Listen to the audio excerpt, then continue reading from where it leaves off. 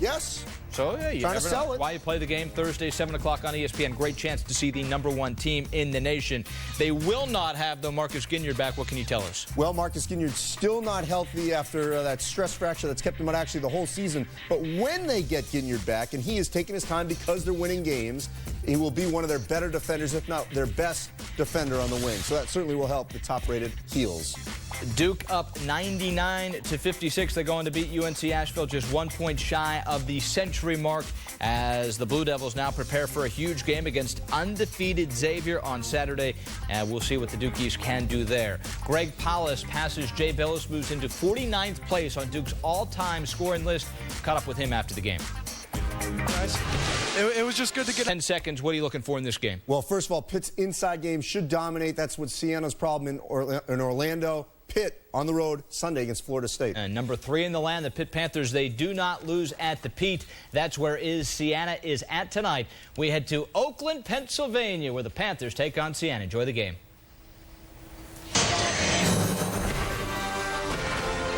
Welcome to ESPN's Holiday Hoops, presented by Kay Jewelers. Here in the Steel City, Pitt has become just about unbeatable at home, and the zoo will be filled tonight to watch their third-ranked Panthers try to stop preseason MAC Player of the Year Kenny Hasbrook. Big East Player of the Year candidate Sam Young, and Pitt host Siena now.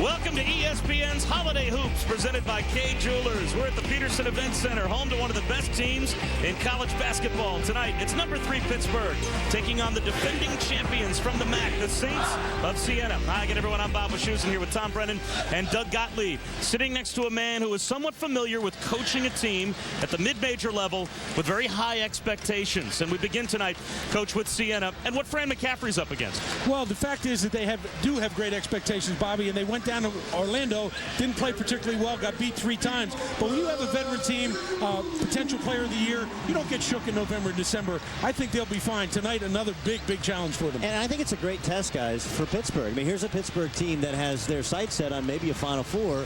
And in order to get there, in order to win the Big East Conference, which I think all agree is the best conference in the preseason in the country, you're going to have to go through teams that press. Siena does that. And when you get to the NCAA tournament, you're going to have to battle with mid-majors who have NCAA tournament experience. Siena has that. So it provides quite a challenge for Pittsburgh at home tonight. When we take a look at our Star Watch, and Coach, you mentioned a potential Conference Player of the Year candidate. That's certainly what Siena has in Kenny Hasbrook and what Pitt has in Sam Young. Yeah, Kenny Hasbrook is a legitimate big-time player playing in a mid-major program, averaging almost 14 a game. But remember, they have 3 or 4 guys that are averaging double figures, so they'll be tough to contend with. And Sam Young, who's made his way from a 5 to the 3 position, a really skilled scorer in the mid-range, continues to improve daily, so says his head coach, and his ability to shoot the basketball.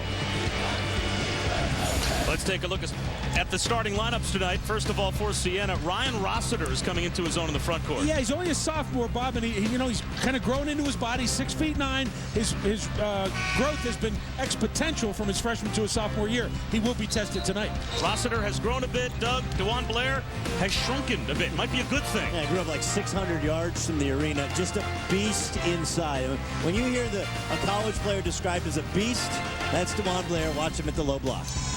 You need to be a beast of a team on the road to come to Pittsburgh and get a win. This Pittsburgh team has been basically unbeatable at the Peterson Event Center. All time at the Pete, 104-10. And against non-conference teams, 64-1 in their last 65. Bucknell, that's the only blemish in about the past 4 years that this team has on their docket at home. Yeah, and I don't care how good you are, and they are very, very good. That is a magnificent, phenomenal number, 63-1. What does Siena have to do to keep the game competitive, at least through the first 10 minutes, and start to create an ability that they can win it? They have to hit shots, specifically three-point shots, but they have to hit shots that allows them to set up their press and possibly take Pittsburgh out of the half court. Ubilis with the rebounds off the Dixon miss. And you mentioned it, Bobby. They need to do something, have some things happen, so in fact they think they can win it. And they're going to keep 5 out of the lane tonight. Trying to keep everyone spread and take Pittsburgh away from the basket, away from their strength defensively. Knocked out of bounds by Biggs off the Alex Franklin miss. Fran McCaffrey took over a program in Siena that had won 6 games the year before he arrived. And now he's 63-39 in his 4th year. And last season won the MAC championship game. Blasted Vanderbilt in the first round, a 13 seed, beating a 4 seed, and has what looks to be now a real Cadillac in that conference in the MAC. And the reason he has all that gray hair is he worked for Digger. Jamie Dixon has created the same type of success at Pitt in the Big East that Fran McCaffrey has in the MAC. And he's done it in the Big East. That's probably the best way to put it. That's really self-explanatory. Yeah, it's really remarkable. I mean, 2 pros. With all the success they've had at Pitt, essentially 2 pros is all they've produced. They've done it with kind of old-school work ethic, 4-year players that grind and start defending, rebounding from the time they walk in the gym. Franklin's fadeaway, tough shot. The tip kept alive by Rossiter, but it ends up with Jermaine Dixon.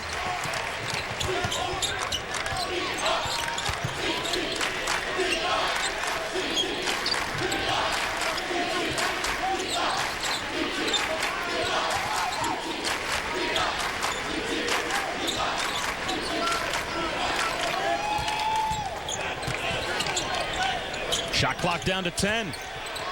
Blair fades. Too strong. And an over-the-back foul called on Dixon. Siena did a good job there, changing it up a little bit, double-teamed the ball on the wing, forced Pitt into action, missed jump shot, and a foul. Yeah, first 2 possessions, they've limited the Pitt to 1 shot. I mean, you want to beat this team, you have to limit them to 1 shot. DeJuan Blair, 56 offensive rebounds already on this young season. Nice crossover by Moore. The pull-up way off the mark. Although it stays with Siena, 21 on the shot clock, it was knocked out by Biggs. It's my point about Rossiter. He just tried to go to the basket. Blair just stuck his arm out. It was like he didn't pay at the turnstile. He stopped right there.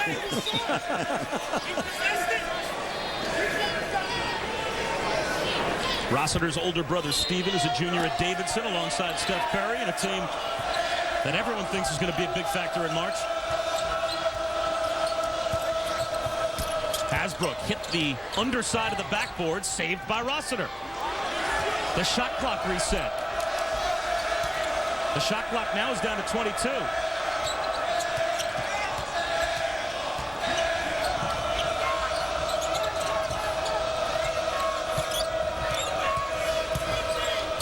Ubilis, a lot of one-on-one, can't get it to go. Just thinking the same thing. They're really going after him individually. They have to move the ball a little bit better than that. Fields down the lane, scores the game's first points.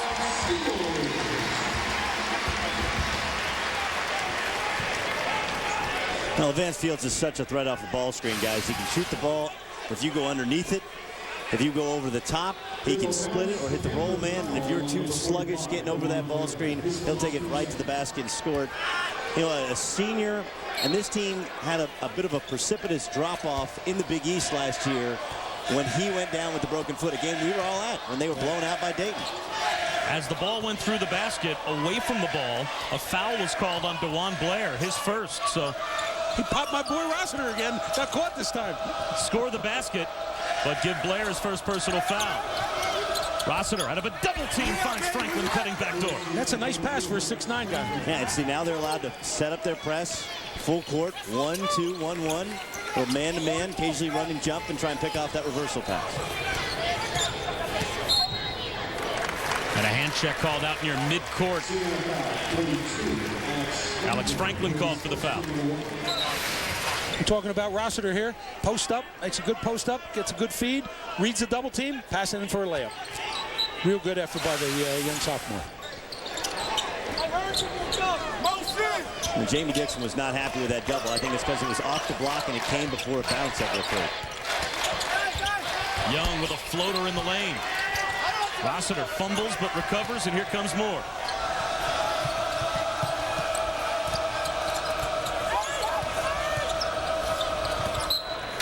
Hasbrook tried to whip it inside to Rossiter. It was knocked out by Pitt. I don't think Pitt is really keeping Siena from doing what they want to do now, which is a good sign for the Saints. Hasbrook rises, fires. Can't connect. Rossiter on the offensive glass. Puts it home. Now, Rossiter was able to get position and hold position, almost as if he was on defense.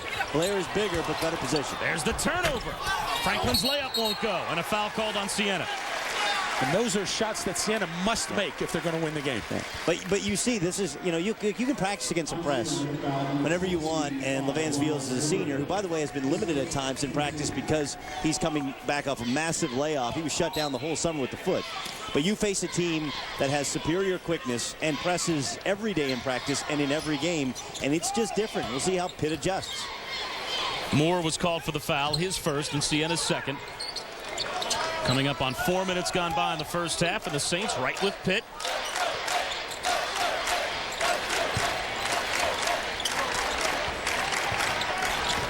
Well, matchup zone out of Siena. Dixon up, under, and in. Pretty move. There's a handsome air ball. Did you know that?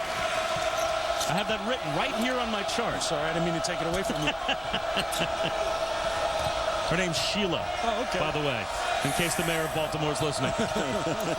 Hasbrook unintentionally behind the back. And Moore will reset with 13 on the shot clock. Moore for three. And Biggs ends up with the loose ball.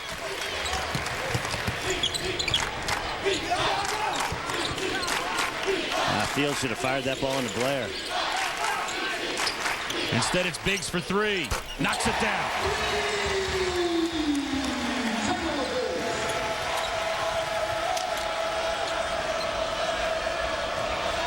Five straight points scored by Pitt to give the Panthers the lead.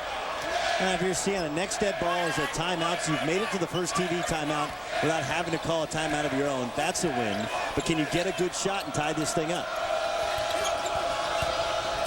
Franklin strong to the basket, knocked down, no call. A block shot for DeJuan Blair, 7-4, Pitt on top with 14:37 to go in the first half. And Pitt showing their ability to score inside off the bounce. And sometimes their bigs, like Biggs, likes to step up and hit big shots. Pitt by 3 early.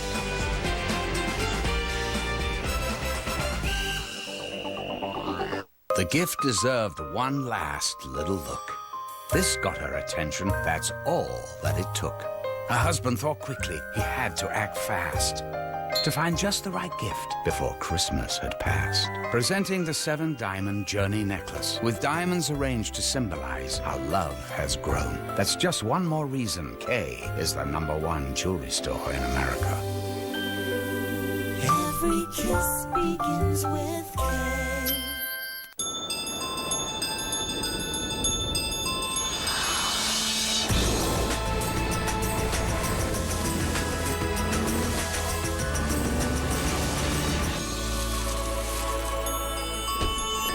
The holidays just got more exciting.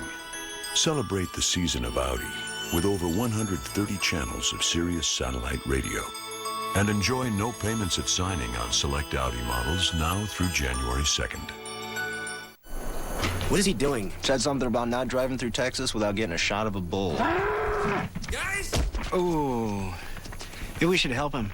First one to get an empty chip? Taco Bell's new fully loaded nachos, loaded with toppings so there are no empty chips. Not it. Not it. He seems angry! Not it. Not it. Not it. Oh, not it. What is wrong with you? Taco Bell's new fully loaded nachos. Not it. ABC, your NBA destination for a Christmas Day doubleheader. ESPN's exclusive presentation of college basketball is presented by Kay Jewelers. Every kiss begins with Kay. Ryan Burns studio, great ending over on ESPN and the NBA. The Celtics and the Hawks, 88-85. You can see the time. One final shot for Bibby. Oh, so close. But the Celtics win and continue their incredible start to the season, now 24-2. Back to the Pete. All right, Ryan, thanks very much. Bob Schusen here with Doug Gottlieb and Tom Brennan at Pittsburgh. The Pitt Panthers, they look a lot like the Boston Celtics, don't they? It's like the collegiate version looking at these numbers. I mean, if you're Siena and you're looking for a challenge, let's go somewhere where they're 63-1 at home. And they just beat people badly here. That's another thing. And, you know, the other guaranteed road game they're playing is at Kansas. You're going to pick two tough places to get you ready for conference play. Kansas and Pitt. That's two places to start. And they jump into the Plester, play St. Joe in the middle of that. No easy trip. Blair muscles his way to the glass and knocks it down. Just the size there, so prevalent, so much bigger and stronger than Rossiter. DeJuan Blair was offered a football scholarship to play at Penn State. He never played high school football. Doesn't surprise me. What does that tell you about an athlete being recruited just because of his athletic ability? I mean, look at it. Do you think he can play football at Penn State? I think he could play football for the Pittsburgh Steelers. Yeah, looking at TB, he could still be coaching at Penn State for the next, 20 or so years. Congratulations to Joe Pa, 3 more years. Shot clock down to 3. Rossiter for 3. That hit the backboard first. Wanamaker will run it out.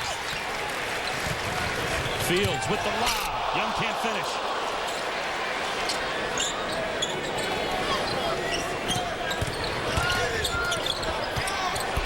Nice bank shot again by DeJuan Blair. Fumbled in, kept control and finished the play. That was a big-time play. Hasbro can't answer. A wide open look from 3 for Siena. That's up. And not getting back. Wanamaker lets the man fly by, banks it home. Fran McCaffrey wants a timeout. An 11-0 run for Pitt. They've opened up a 9-point lead here at home.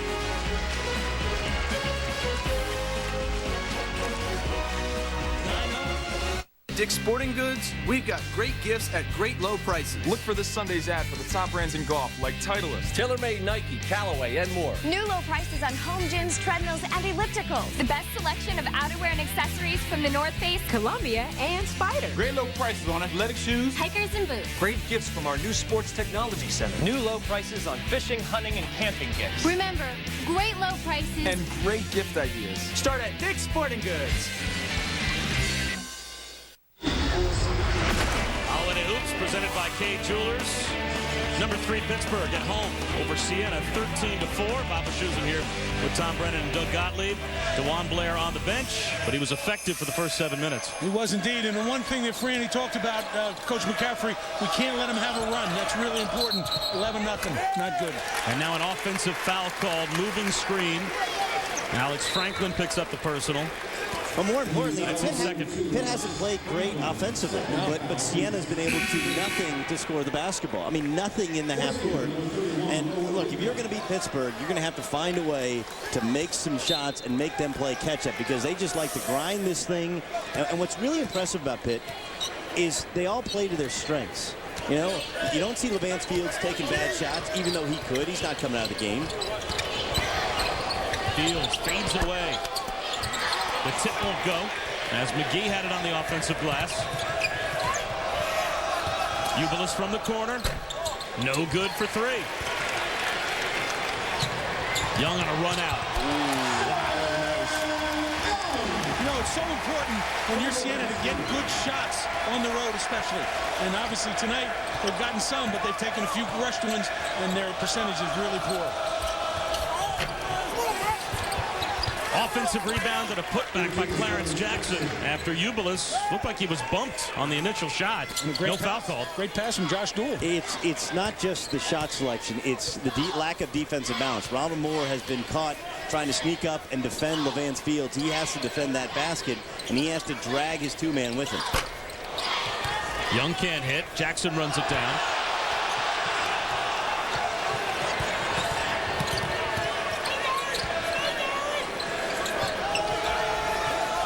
Jackson for 3. No good. And a bad miss off the side rim. Brown saves it. Another questionable play by Moore. He wasn't going to steal that ball. Now he puts his teammates in a bind. He does recover, though. Young will try a 3 again. In and out. Offensive rebound, though, for McGee. This is a killer for Siena when you give them more than one chance. Yeah, additional possessions are not what you want on the road, especially when you get Sam Young to take a questionable shot. Young from the baseline. He's got it. That's the spot right there. He's deadly from that spot. Siena last season was an excellent three-point shooting team. This year, at least to start the season off as a team, they are below 30%. Well, they lost Tay Fisher, their best three-point shooter. And they really upped the schedule. They're playing a lot tougher people. It's easy to make those threes when you're better than them.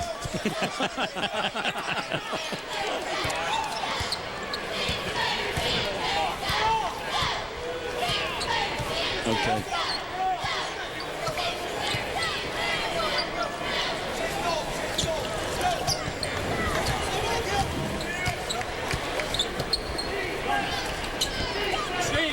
Here's that same single double. Now they give it to Fields. Last time they faked to Fields and ran it back to Young the opposite way. Fields a bad miss, but the offensive rebound finds its way to Gilbert Brown. Inside, McGee can't flush. More on a run out. Ubilis, the mid-range jumper rolls home. And now Jamie Dixon is furious at his team. Calls timeout as Siena has cut the lead down to 7.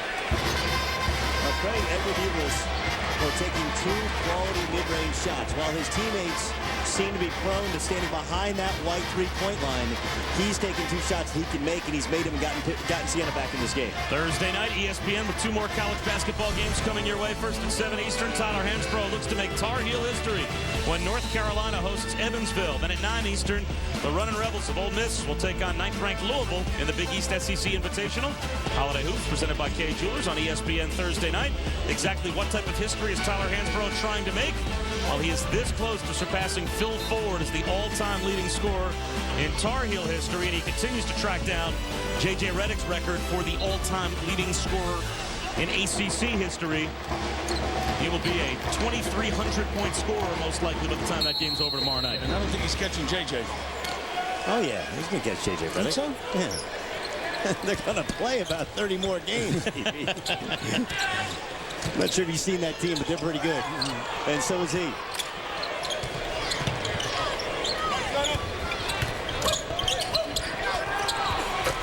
Muscle got up and in is DeJuan Blair. Blair's up to 6. Real good ball movement by Pitt in that possession. Let's see if the message is received at the defensive end by Pittsburgh. Look how they hedge on every ball screen. They help on every penetration. They're constantly in a stance. They're physical, and yet they do it for the most part without fouling.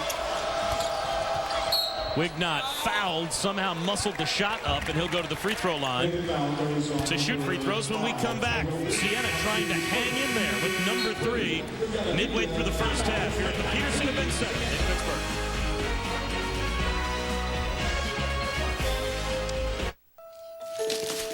It's a special time of year. Time to give the ones you love the power to own the road. Yeah.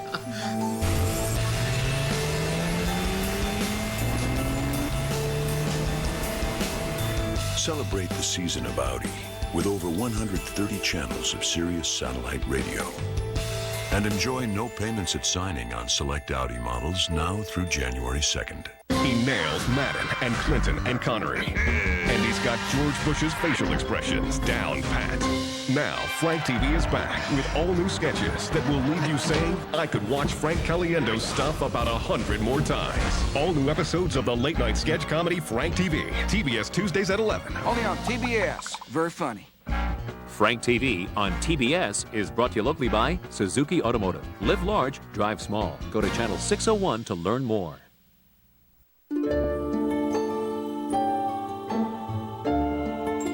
If the holiday season is a time of gifts, like snow days and snowballs, whiteouts, unplowed roads, and slippery intersections, why not receive the gifts of Land Rover's expert capability and driving confidence?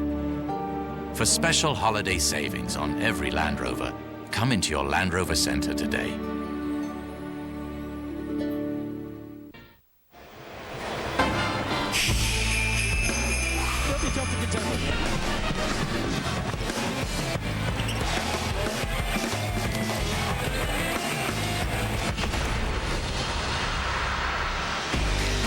Holiday Hoops presented by K Jewelers here on ESPN. Pittsburgh with the early 9-point lead over Siena. Let's go inside the play with Doug. Yeah, kind of a simple single double, only Pittsburgh runs it a little bit differently, guys, as they use Moneymaker as a decoy, and out of this, a double screen in which Sam Young is setting the second screen just off the screen as we roll it. You'll see he sets a screen, and then McGee turns and re-screens for Young in order for him to get that kind of 17-foot jump shot. So it's a double on what would be the strong side. They bring it back to the weak side and allow Young to get that corner jump shot, which he's deadly with. Yeah, he's an amazing story, guys. Sam Young is a tremendous athlete. And in talking to Jamie Dixon, he said, look, he got here essentially as the skills of a 5-man. And now he's become legitimately the best 3-man in the Big East, potential Big East Player of the Year. And he said he doesn't just get better from, like, summer to fall. He gets better every day in practice. You can see he's a Renaissance man as well. Recites original poetry, sometimes goes to coffee shops and open mic night. He's a piano player, a gymnast. Didn't pick up basketball until the 9th grade, was primarily a football player. We love those student athletes that drink from all the fountains in the university, my friend. Boy, that is right off the Vermont brochure. Coming up short from the baseline. And speaking of the Vermont brochure, Josh Doyle was one of my players. He transferred after I left and has had a real good career here at Siena. Yeah, the Siena coaches, I think, described him as their greatest coaching challenge, having to undo the work that was done in Vermont. He was perfect when I left him. Oh! Driving the baseline is Clarence Jackson for the throwdown. He's got 4. And Jackson is a kid that they really have high expectations for. He's only a sophomore out of Marlton, New Jersey. Supposed to be a great shooter, but didn't need to be a great shooter on that one. Just dunked it on somebody's head. Well, Jackson's a kid who they want to be this year's Tate Fisher. He just hasn't shot the ball well and he's turned it over too much. Blair hammered on the baseline by Dool. A good foul, though, as Blair got position. Back to the dunk. No, Jackson, a tremendous shooter, as TV said. Watch the pump fake, gets Blair in the air, and he can really finish. He was daddy on that one, wasn't he? Clarence, Mr. Jackson, if you're nasty. Blair now at the free throw line, as Doug said earlier, grew up only about a half-mile from the Peterson Event Center. And I guess to reflect, as the ball hits the backboard first, what has been somewhat of a recruiting mystery, at least at Pitt. And maybe it's not a mystery. Maybe this is just not a spot where many high school basketball players come from, considering it's such a football-heavy state. But he's the first public league player from Pittsburgh to come to play for the Panthers in 16 years. Yeah, and from the same high school as Maurice Lucas. Remember that? Remember the great Portland teams? And he went to Marquette, of course, as an undergraduate. And also, Andy Warhol went to Shenley High. How about that? I used to hang out with him. Well, let's get back to Pittsburgh before you start to get to the Andy Warhol discussion. Fair enough. I mean, that's what makes Pitt even more remarkable, is their ability to constantly go into New York, New Jersey, and now most recently Philadelphia, and get players that either the UConns and the Syracuse of the world have missed on, or just outwork them, out-recruit them. You know, it's interesting for Jamie to say, we just keep working hard, and if we don't get this one, we'll get the next one. Well, I mean, consider Carl Krauser, who, you know, St. John's didn't offer the scholarship to, or, you know, consider their, you know, ability to go. I mean, think of just their point guards, you know, from Ice McCullough before Jamie and Ben Howland got here, to Brandon Knight, to Carl Krauser, now to Levance Fields. Just picking guys that are very good players that will get better, but more importantly are winners and 4-year starters who just grind and lead a program. Nice crossover by Ubilis. And a nice recovery by Brown. Instead, Jackson will try a 3. Over the back on Rossiter. That's his first. And the team's 5th, 20-14. Number 3 Pitt has the lead at home past the midway point of the first half.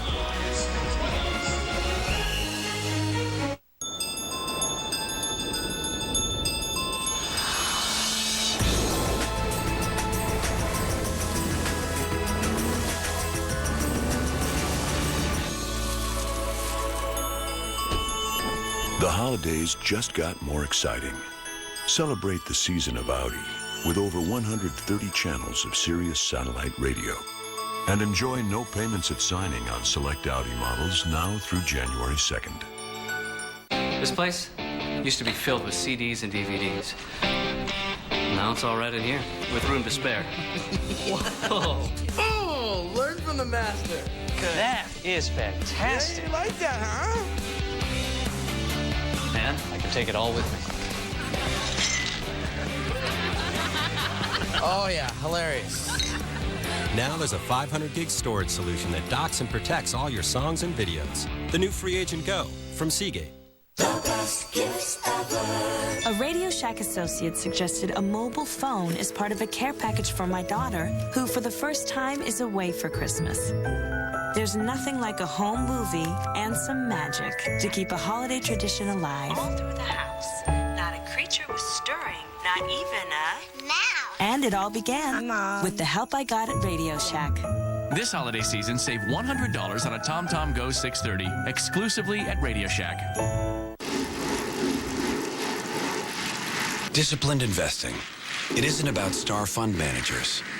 At Zero Price, it's about experienced investment teams that stay the course. For each 3, 5, and 10-year period, over 75% of our mutual funds beat their Lipper average. Low-cost mutual funds from T. Rowe Price. Invest with confidence. Request a complete prospectus or profile with investment objectives, risks, fees, expenses, and other information to read and consider carefully before investing. Brian Burr in studio checking out the ESPN family of networks. And yes, lights have come on between the Spurs and the Hornets. A good one over on ESPN. A couple of the best players in the league. So if you want to check out NBA over on E1, of course, we're watching Siena and Pitt from the Pete. We go back to Bob, TB, and Doug, where I trust the pregame meal was a good one, fellas. Ryan, you know me so well, my brother. You know me so well. If there are connoisseurs of the media buffet, there are at least a couple at this table. I agree. And I'll tell you what, the meatloaf in here was like mom's. You know, Burr's a Pittsburgh guy, yet didn't send us to any spot where, you know, where we get comped. I would just like it said for the record that the meatloaf that my mom makes is a lot better than the meatloaf they made here at the Pete. Because I have a mom I have to answer to when I go back to New Jersey. I love your mom, and I didn't mean to insult her. Inside, banks it home with the left hand. He's got 9. He's really been dominant inside. Rossiter's playing his heart out, but there's just too much of Blair. Jackson tried to throw it down again. Blair got a piece. Yeah. I mean, Blair's like 6'6 and a half. No, probably not 6'7", but long arms and great timing, as you saw there. Fields sets up Brown. Got it from the court. And there's a senior. Gets himself in a little trouble. Avoids the double team. Finds the open man. And it's 3 for the home team. Ubilis drew a foul on the drive. This is what I like about Pittsburgh, guys. At the last 2 timeouts, they come and run set plays to get the ball inside. You see the ball at the top of the Vance Fields. He brings it to the strong side. On the weak side, a little weak side seal. Dixon with a nice left-handed bounce pass. Just turn, create, easy open layup. And because he seals his man, the double team has no chance of coming. Jamie Dixon does a really solid job of getting the ball inside right out of timeout. Gilbert Brown called for Pitt's 4th team foul. Ubilis comes up short. The tip follow won't go. Edwin Ubilis last season was such a consistent scorer, and he's at about 15 points a game this year for Siena. But he has struggled at times against the better competition to shoot consistently, and Pitt gets a timeout as we check in with the NBA on ESPN, continuing Friday night with a doubleheader. We'll tip off at 7:30 Eastern with Kia NBA shoot-around. Then at 8 Eastern, Kobe and the Lakers will make an East Coast swing to take on Dwayne Wade and Miami. And at 10:30 Eastern, one of the top teams of the East, the Cavs, led by LeBron, will take on a surging force in the West. Carmelo, Chauncey Billups, and the Nuggets. NBA Friday on ESPN, also available on ESPN360.com. And we've got Kobe, LeBron, and Dwayne Wade, 3 of the top 4 scoring leaders in the NBA on our air in that doubleheader on Friday night. Yeah, that's not a tough sale to get somebody to watch those games. I will point out, though, that the question towards the Lakers is the same question you have towards, like in the Big East, the Notre Dames of the world. Will the Lakers, when they get to the playoffs, defend at the level of the top teams? And the reason Pitt has been able to be so consistent in their conference tournament, is because consistently they defend as well or better than anyone in this league. Rossiter gets hammered across the face and is called for the foul. And so Josh Duell will come back in as Rossiter is forced to sit with a second personal, and Biggs will go to the free throw line. As Phil Collins said, your day is coming, but this is now. Young Rossiter, he's really getting a lot of experience tonight, that's for sure. Playing against Young and Biggs and Blair. Well, he's got the start now because Duel had injuries and fell out of shape because of the injuries, foot injuries, and he couldn't, he couldn't keep himself in shape because he wasn't allowed to do any sort of conditioning.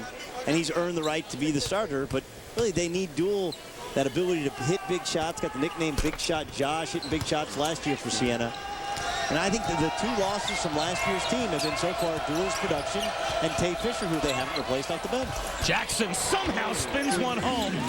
A beautiful backdoor bounce pass from Ubilis. I think all you need to say about Josh Duel is they played Ryder last year, and the kid Thompson, who was picked 12th by the Bucks, he had 29 points, 25 rebounds, and 7 blocks. Duel hit a jumper at the buzzer to win the game. You're not insinuating you'd rather have Duel? I didn't say that. Okay. I just told the story. But I love Duel. I love Duel. I don't know Thompson. Ryan Burr and I are going to have to get together and go bowling sometime.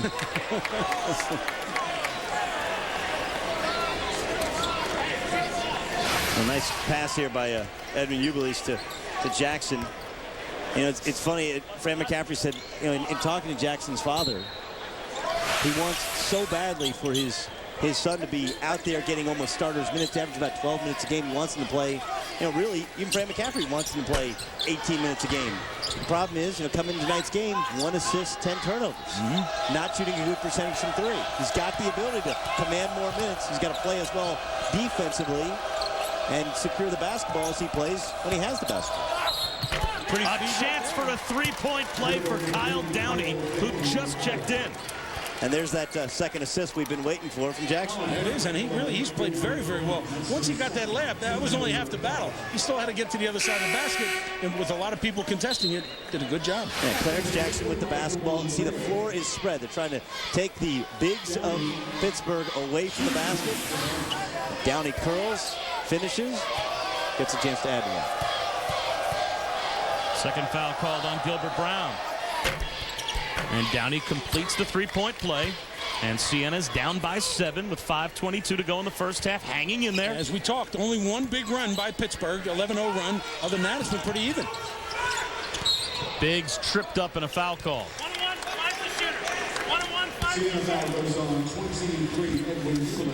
Ubilis is called for the foul. It's now a 1-and-1. That's team foul number 7. Siena in Loudonville, New York, just outside of Albany. And all 3,000 of the Siena enrollment told to go home last week because of the ice storm that just belted the Northeast all the way through New England. And not only in the Albany area, but all the way up to Maine. There were folks without power. They actually just said they got power back on the Siena campus. The last few houses recovering it in the last day or so. And this tracks all the way back to the weekend. And interestingly enough, Siena was in final exams. So you talk about catching a break. Well, the students were told to leave campus. Exams were either postponed until after the winter break, or there are some teachers that I think have been given the leeway to cancel the exam altogether. Now, there's a test of whether or not you got a nice teacher. Jackson from the wing. In and out. Blair the rebound.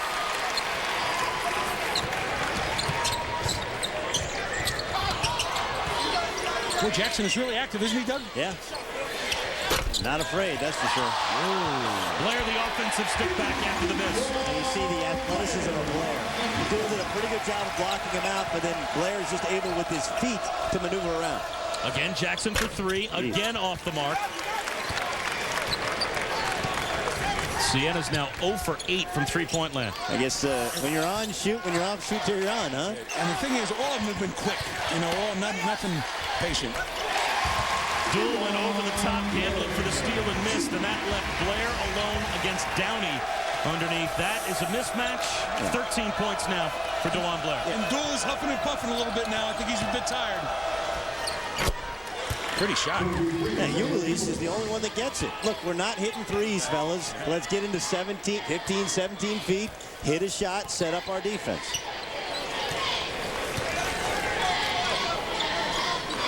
Yeah, I mean, did I appropriately describe DeJuan Blair? Not that surprised me, you guys all, but he's a beast. He just he works at that low block. He uses his body well, and he's a very good passer as well, so it's really kind of a pick your poison even when you double team him. Shot clock down to 9. Biggs thought about it. Dixon will try it from 3. And a foul will be called on Downey, holding off Blair. Is it possible for Kyle Downey to foul DeJuan Blair? I'm not sure if you're Hashim Thabit or you're Samardo Samuel. Not a sight you want to see. A healthy, spelt DeJuan Blair, the beast inside the Big East. Hey, a Haynes man himself. My agent turned me on to these shirts. The collar doesn't stretch out. You should look into it. Looks good, man. We should do dinner. We could just trade info. Maybe you and I could... Take care of it. Call me. Look for Haynes bonus packs, the perfect gift for the holidays. So the Storm is the world's first touchscreen BlackBerry. It's only on Verizon Wireless, and it's got this huge, brilliant screen. It's perfect for videos, pictures, and more. Now get a free Bluetooth headset with purchase at Best Buy. I love this thing.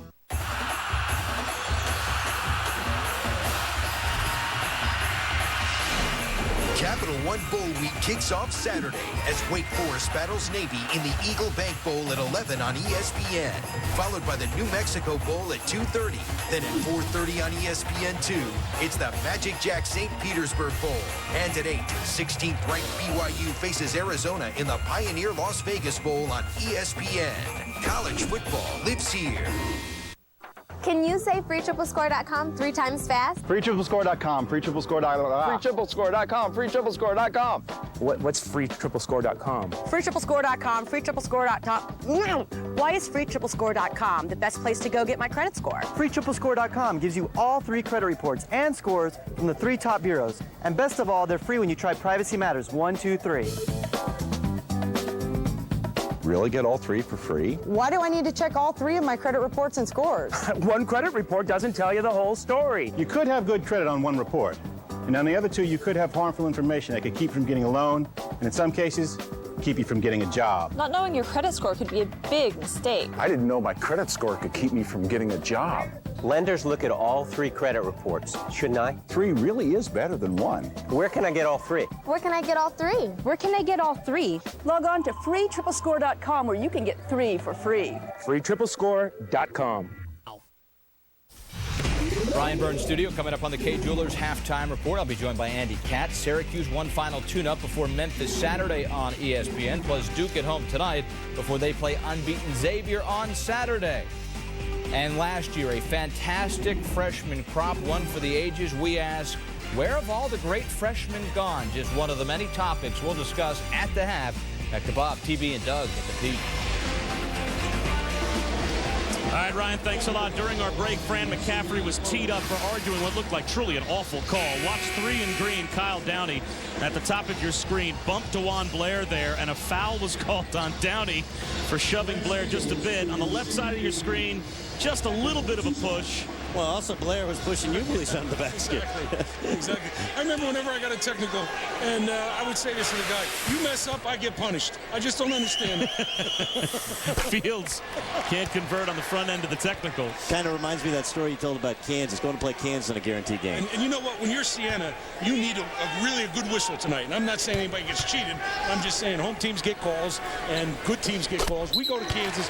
We play them nip and tuck for 37 minutes. We're up 3. Next thing you know, call here, call there. We don't get them. So I'm getting a little frustrated as I start to walk down the bench. Some guy in the second row says to me, hey, Coach, you didn't think we were going to give you $50,000 in the calls, too, did you? Made me laugh right out loud. Honest to goodness. That is the truth hurting. That's it. So Blair now goes to the free throw line after he was fouled by Downey.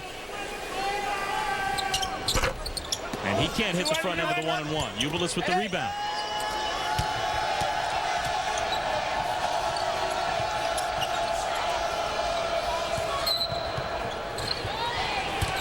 Hasbrook draws a foul.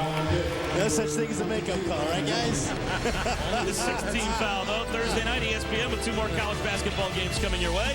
First at 7 Eastern, Tyler Hansbrough looks to make Tar Heel history when North Carolina hosts Evansville. With 9 more points, Hansbrough will surpass Phil Ford as the all-time leading scorer in North Carolina history. Then at 9 Eastern, Ole Miss, Louisville. Holiday Hoops presented by K Jewelers on ESPN Thursday. And another hand check, this one called on Biggs, and that will be the 7th team foul called against Pitt, number 2 on Biggs. So that'll put Ubilis at the line to shoot 1-and-1.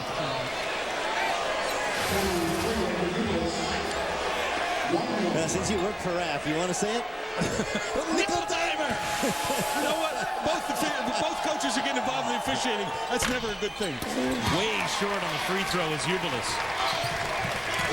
Came into tonight shooting only 52% at the line.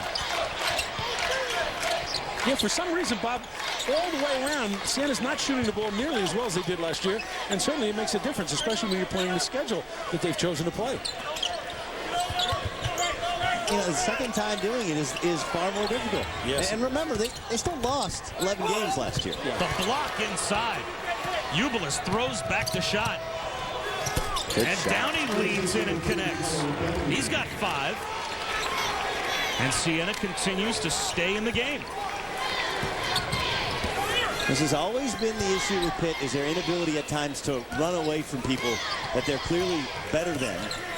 Because at times their offense becomes stagnant, and it's almost like they expend so much energy on defense that they don't have enough left on offense. Here's that single double. Back to the weak side. Jump. Biggs from the corner. Comes up short. Blair works the offensive glass. You're right about Blair. He is gassed, and Blair is not. And part of that is the depth in Pittsburgh, and part of that is the conditioning difference with Doyle coming off injured. The Vermont conditioning program comes under fire. I believe in Vermont, tilting him back is part of conditioning. He was big when I had him, too. Downey travels. Josh Doyle, as we said, used to play at Vermont for the coach. Only one of 2 guys in the history of college basketball, or the only guy, I think, in the history of college basketball to be on 2 13 seeds that beat a 4 seed in the NCAA tournament. And he's very proud of that, and I'm very proud that I was with him when he did it once. I remember Siena beating Vanderbilt. What was the other one? I can't remember. It was a long time ago. I know that both wins were combined by 24 points. I remember that. How many did they beat? We beat Syracuse by 3. He beat Vanderbilt by 21. Good. It does make that Syracuse win sound even that much more impressive. Young inside. It's good, plus the foul. And speaking of Vermont, Mike Flanagan, the Vermont coach, told me when they had played Pitt that Young was just so much better than everybody and a great ball fake. Didn't have to use it here. Well, see, in high school, you know, this is the guy who played at Hargrave Military Academy, virtually unknown. He also played with Joe Alexander, another kind of unknown. He played at West Virginia, drafted in the first round by the Milwaukee Bucks. But that's what he came to Pitt as, a low post scorer who being a first-round pick, not just because of his ability to play in the perimeter, but he's a legit threat to score when isolated at that low post.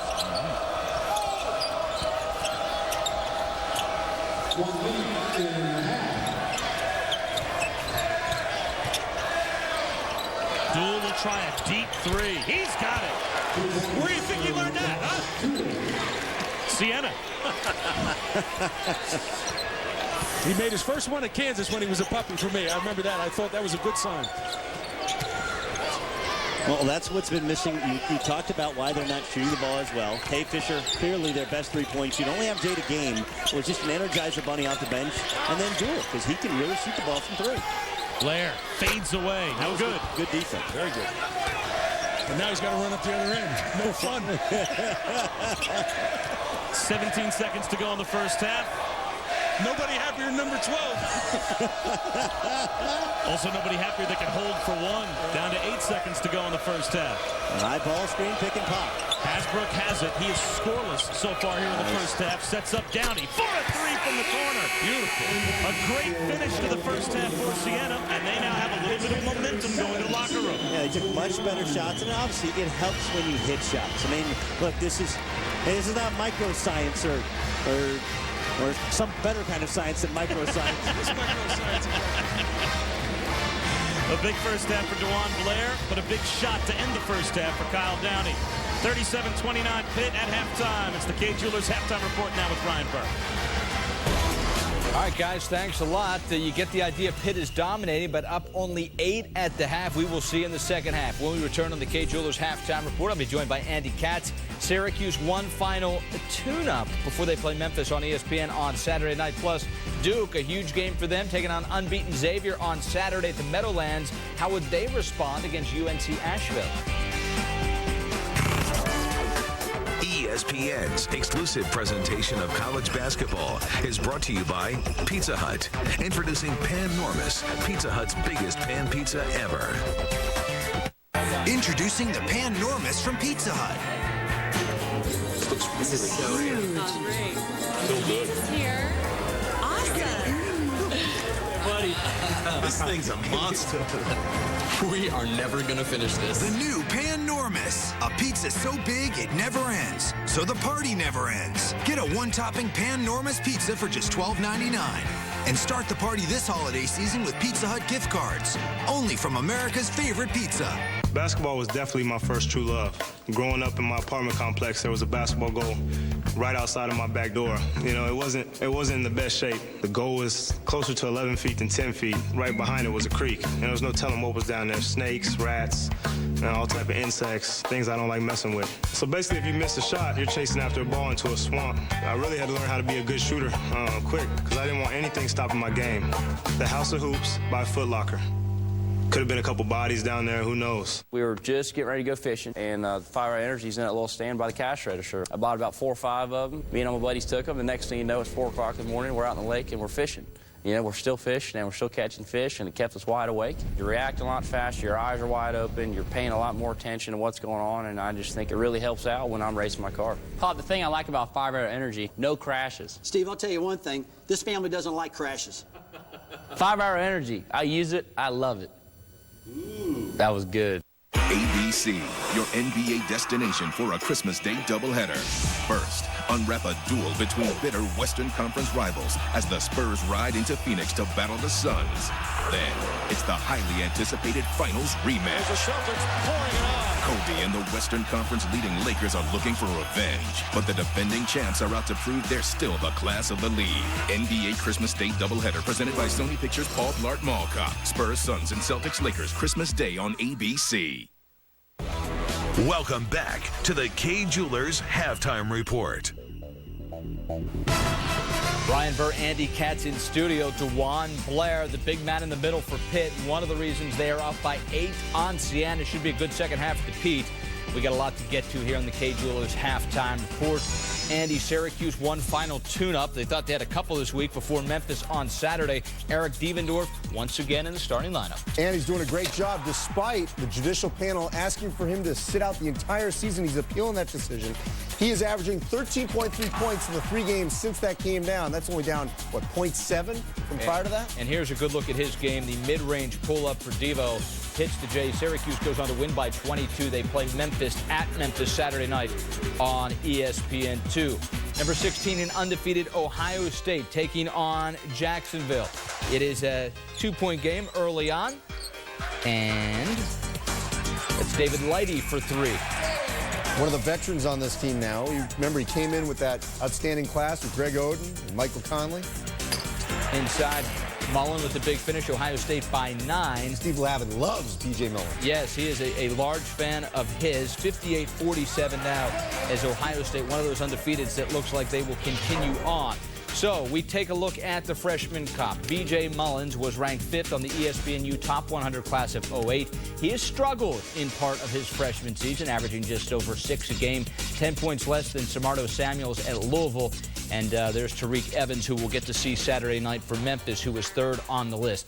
Coming off of last year, a lot of analysts would say it was one of the great freshman bumper crop seasons ever, with names like Derrick Rose, Michael Beasley, O.J. Mayo, Crawford, Kevin Love. It was one after another. Eric Gordon. Guys that aren't even mentioned in the list that were really good freshmen that went on to play in the NBA. This year, who's the next great freshman is the question asked. And are there any great freshmen? You know what? There are plenty of very good freshmen. Now, the problem is you don't have to be great to get drafted, and this is going to be maybe one of the weakest drafts we've seen in recent memory. And so, unfortunately, through the influences of maybe perhaps agents and some of these players that even before they even got to college thought they're going into the NBA draft, they may still go even though they should not go, because there's a big difference between getting drafted and actually playing in the NBA. I mean, Greg Monroe from Georgetown, he's averaging 13 points and just under 6 boards a game. He's been an impact player for Georgetown, but he's not the kind of player that's going to lead Georgetown by himself to the Final Four. You know, like Derrick Rose was a huge part of that. I mean, last year we had first-team All-Americans. Yeah, that's not happening this season, and that's okay. That's okay. Let's take a look at the names that are actually leading the country in scoring, and it is not a who's who on the ESPNU top 5. Seth Curry, brother of Steph, actually leading the nation in scoring. Yeah, you know the last name, and you'll get to know Seth Curry a little bit more, but he's at Liberty, so he's not going to get a lot of pub, although Liberty has a chance to win the Big South. But look, a lot of these guys are not featured as much as we're talking about. I mean, DeMar DeRozan, he's not the #1 guy in terms of the go-to guy at USC. So that's why you're not seeing as many of these guys on the list from this freshman class. But look, it's okay that they're not dominant. That's kind of the way it should be. Right, and Tariq Evans is one of those guys that was talked about as a one-and-doner. Hey, we'll get a chance to see against a quality opponent Saturday when Memphis takes on Syracuse on ESPN. When we come back, we'll talk a little about Duke. They have a huge game on Saturday as well against Xavier. How'd they do in their tune-up? Check it out next. This halftime report is presented by Kay Jewelers. Every kiss begins with K.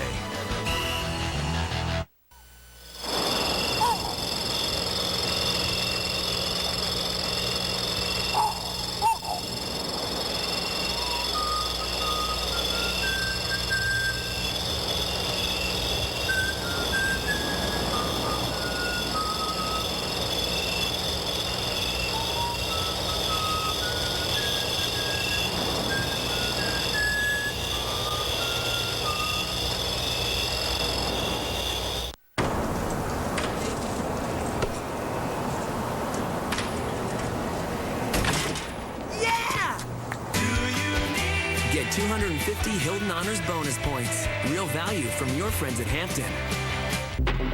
Do you have the code? The ultimate code of seduction. The Armani Code. The Dragons for Men by Giorgio Armani. At Dillard's. Baby, from this day forward, whenever I get a 10-piece chicken McNuggets, 5 of them are yours.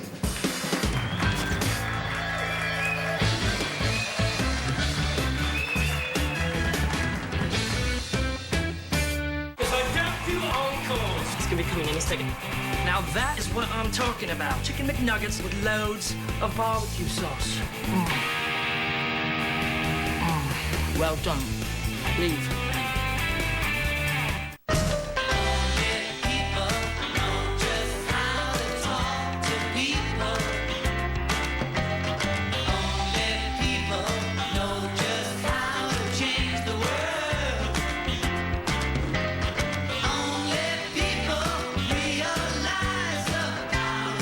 Telepresence, bringing people and countries a little closer. That's the Human Network Effect. Cisco, welcome to the Human Network.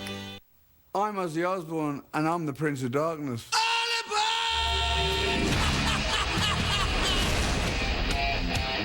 The Lich King is the Prince of Darkness, Ozzy. Well, maybe you're the one who's been riding a bloody crazy train, but I've been the Prince of Darkness since 1979. There can be only one Prince of Darkness. World of Warcraft. Try it for free at warcraft.com. Rated T for Teen. This halftime report is presented by Kay Jewelers. Every kiss begins with K.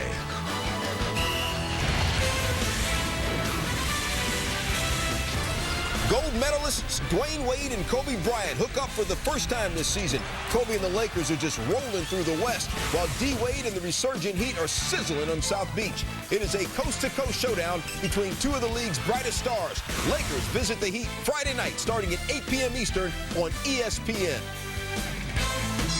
Ryan Burr, Andy Katz, Kay Jewelers halftime report. Celtics looking for their 16th win in a row. Down one. A little over 35 seconds to go. KG inside jump hook, book it. 85-84 Boston. Next Hawks possession, the Hawks. Gamers.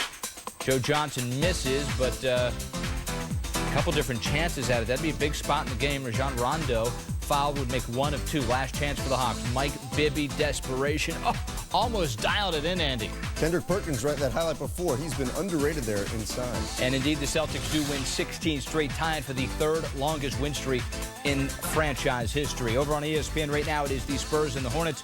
Good game there. Spurs by 1, 27-24, 5 and change in the second. Staying in the NBA, tough news for the struggling 76ers today. Forward Elton Brand, fresh off his $80 million contract in Philadelphia, dislocates his right shoulder in the third quarter. How about Mo Cheeks gets fired? Tony DeLeo finally gets a chance to be an NBA head coach, and you'll lose your best player less than a week later. From a former Dookie to a current Duke team, Mike Krzyzewski and 6th-ranked Duke taking on UNC Asheville. Coach K benches the starting 5 off of the loss at Michigan. Does he do that if tonight's game is Xavier? Probably not. You can do it against Asheville, but maybe you would have for a possession. Probably, maybe. Very wishy-washy, Andy. I'll say no. Thank you. Duke didn't have any problem with Asheville, and, well, Gerald Henderson up and away, throwing it down. Duke by 13 at that point. They would rock and roll. Kyle Singler getting into the act. Yeah, Singler has a great chance to be second-team All-American. Okay. The spots 1 through 5, I think, may be taken right. 99-56. Duke just one shy of the century mark as they continue to roll in the non-conference at home. What to watch for tomorrow on ESPN. 7 o'clock, top-ranked North Carolina, undefeated. They'll look to go 10-0 for a second straight season, as last year they started 18-0. They host Evansville. And I'm going to sell the Purple Aces on you, Ryan. They beat Western Kentucky, one of the better teams in the Missouri Valley. All right, Marcus Ginyard will not play, according to Andy Katz, as he continues to sit out with the stretch fracture. What else to watch? 6:30 on ESPN2, Mississippi State, Cincinnati, part of the Big East SEC Invitational. As Cincinnati from the Big East coming off a tough loss to Xavier. They need this kind of win. Mississippi State's going to probably need to load up in the SEC West if they're going to make the tournament. They've got their head coach, Rick Stansbury, coaching, though, after he was in the hospital for a viral infection.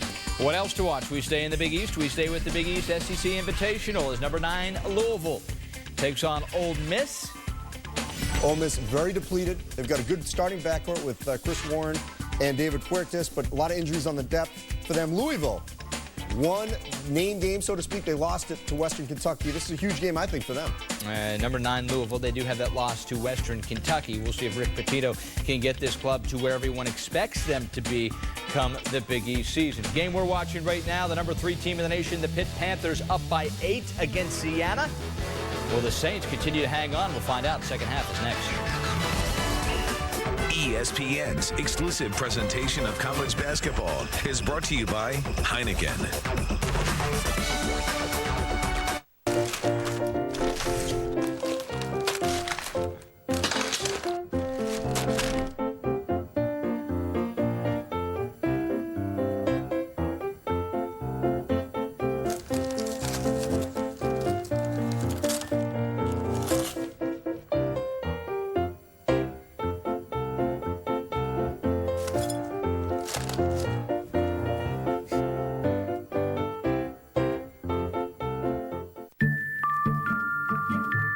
It's the season for giving, so why not give the very best?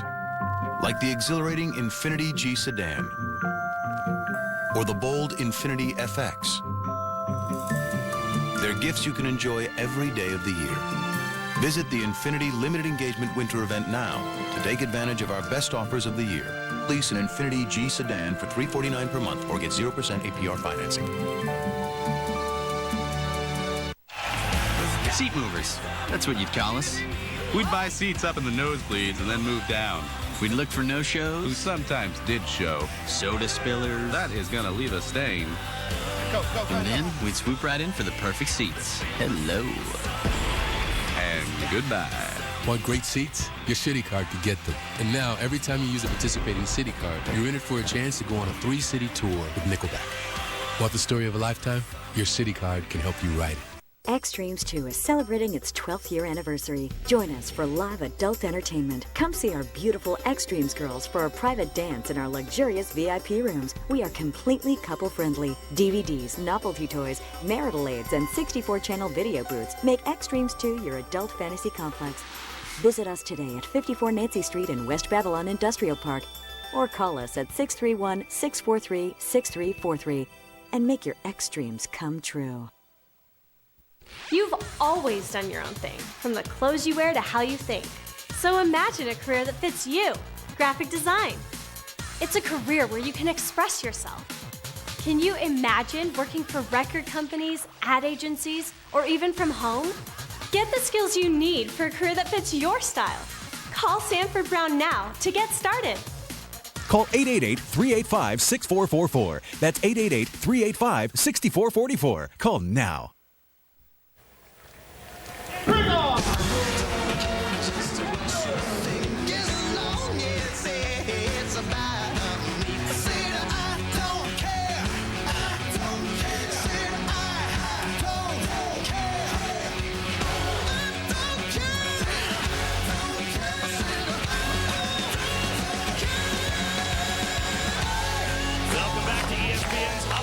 Presented by Kay Jewelers here at the Peterson Event Center in Pittsburgh. Number 3 Pitt with a 37-29 lead at halftime. Bob Wischusen here with Tom Brennan and Doug Gottlieb. When Siena plays Pitt or a game of this ilk, you're always wondering if the mid-major can stay with the size inside for the Big East team. And DeJuan Blair had a big first half. 15-6. He earned his money already at halftime, Bobby. I think that's been the big difference in the game. You know, it's interesting, as well as DeJuan Blair's play, you take his field goal shooting out of the offense, and Pittsburgh's 8 of 24 from the field.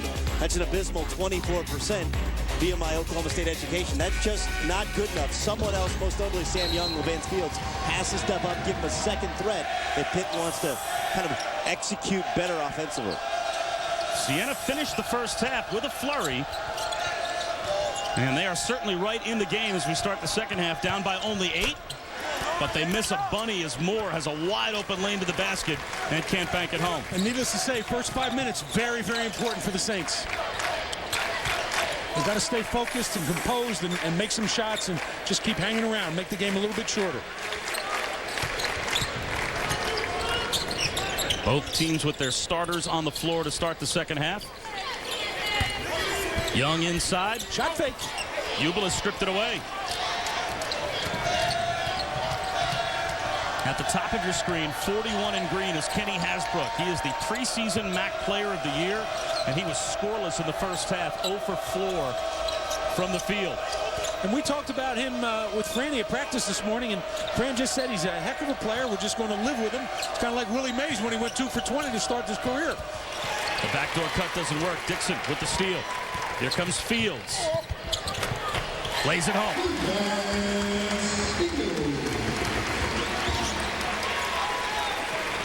Well, Ronald Moore has really struggled for Siena tonight. Shooting air balls, taking a couple untimely shots, but especially in defensive transition, he has to be back more often. Moore penetrates. The floater comes up short. Tried to keep it alive, but Sam Young takes it away.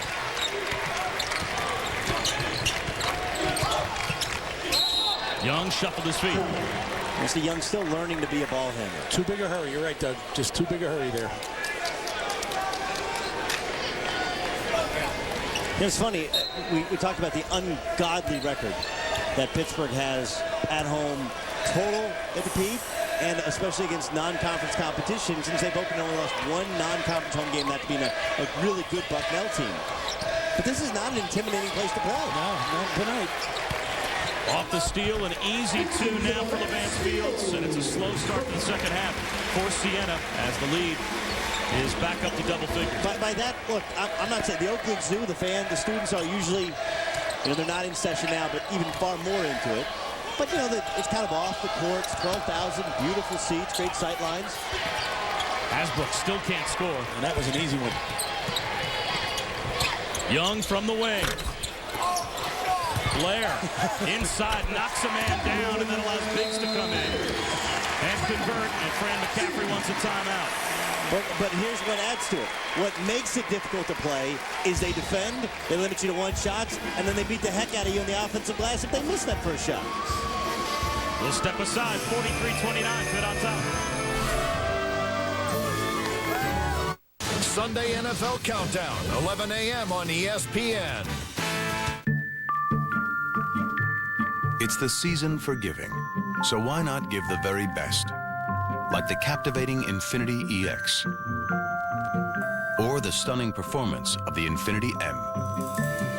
They're gifts you can enjoy every day of the year. Visit the Infiniti Limited Engagement Winter Event now to take advantage of our best offers of the year. Lease an Infiniti EX for $399 per month or get 0% APR financing. Introducing the Pan-Normous from Pizza Hut. A pizza so big it never ends, so the party never ends. We are never gonna finish this. Get a one-topping Pan-Normous pizza for just $12.99. Only from America's favorite pizza. I hardly know you, but I feel comfortable. Look how close I'm getting. In 2 days, just say yeah! I like to keep it fresh. I like to live it up. I like to mix it up. Oh, gee! It's fun. Yes, Man, rated PG-13. Starts this Friday. His company doesn't offer medical insurance, so we needed an affordable health plan that fit our family's needs. When I started my own business, I didn't think I could afford health insurance. I just wanted to be able to see my personal doctor once a year. When I retired, we were years away from Medicare. But we still needed protection. What if something serious happened? So a friend recommended Assurant Health. We were able to protect our entire family. They even have a dental plan. I saved hundreds of dollars by only paying for benefits I want. I even got a 15% discount just for being healthy. We got $6 million in medical coverage and can even see the specialist we choose. Without a referral. For over 100 years, Assurant Health has been meeting the needs of individuals like you. Plans start under $100 per month. These offers may not last, so call 1-800-229-0191 to lock in your rate for 2 years. Holiday Hoops presented by Kay Jewelers here in the Steel City. Number 3 Pitt with a 43-29 lead over Siena. Bob Wischusen here with Tom Brennan and Doug Gottlieb. Well, Pitt's number 3. They have a team that certainly has Final Four potential, but they have been one of the great teams in college basketball over the last 7 seasons, at least in the regular season and even in their own postseason tournament. They're one of only 4 schools since 2002 to advance to the Sweet 16 4 times. But when you think about some of the other schools that fall into that category, one of only 6 schools, I should say, that fit into that category, the other schools on the list are Duke, Kansas, Texas, UCLA, UConn. They haven't gotten past the Sweet 16. So, because I'm not sure if people realize how good Pitt has been just because they haven't had the success in the tournament that those other schools have had as Young flies in.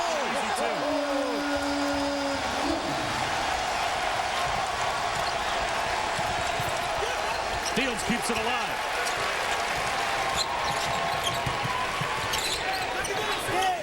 Biggs from the corner. And it's knocked out of bounds by Franklin. Well, this is where Levant Fields is so good. This team transitions really well. Probably the best Pitt team at transitioning from defense to offense. First of all, when Moore's out of the game, who's back defensively? Just abysmal defensive rotation for Siena, and Sam Young makes him pay. Fields just throws up the floor. Biggs hits a 3, and now this game is really getting away from Siena. And Biggs is very confident in that shot. Another turnover. Turns it over. Dixon tried to leave one for Blair, but Kenny Hasbrook got the steal. 5 seconds. People in back of the screaming 5 seconds. I love fans. Nice backdoor look underneath Clarence Jackson converts. Getting back to the Pitt discussion, I thought last year was the year they could have made a run. Unfortunately, Mike Cook tore his knee in an unbelievable win against Duke in the Garden, and then we saw them against Dayton when they didn't play well, and Levant Fields breaks his foot. Totally derailed their season. But they've lacked that superstar guy who can carry them in the tournament. They just, you know what Pitt is. They defend you, they rebound, but they get to the tournament, and if somebody scores more than 75 points against them, they simply can't play catch-up because they don't have a guy that, hey, get on my back and I'm going to carry you. Do you think that's been the issue for them that has separated them from all of these teams that they have had comparative regular season success but have not performed on that same level in the NCAA tournament? They've never gotten past the Sweet 16 in any of these years, despite averaging 27 wins a year for the last 7 years. Well, run down the teams. You just said Texas. Okay, they had TJ Ford got them to the Final Four. Duke. And, and then last year with DJ Augustine, 2 pro lottery pick point guards. Duke, the J.J. Reddick's, the Sheldon Williams of the world. Kansas. Need I say more? How many guys were drafted off of that team that just finally went to the Final Four and won a championship?